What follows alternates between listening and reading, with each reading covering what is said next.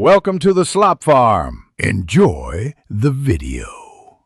You start by measuring cocoa, sugar, and fat precisely because ganache depends on ratios.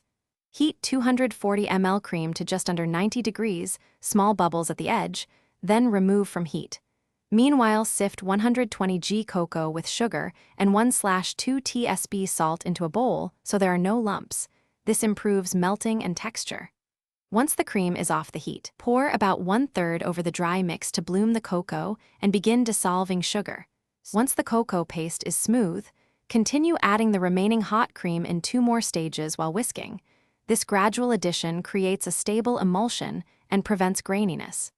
Make sure to whisk from center outward to incorporate air evenly and achieve gloss.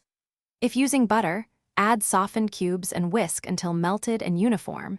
If using chocolate, fold in melted chocolate for extra sheen. Then strain the mixture to remove any residual lumps, and let it cool to about 40 to 45 degrees before moving to the fridge.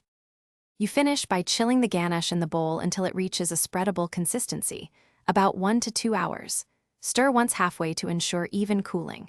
To glaze or pipe, bring it back to room temperature or warm gently over a hot water bath and whisk until glossy.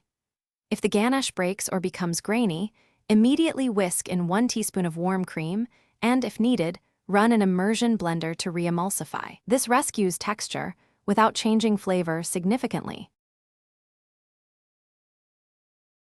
Thanks for watching. Consider subscribing if we helped you today.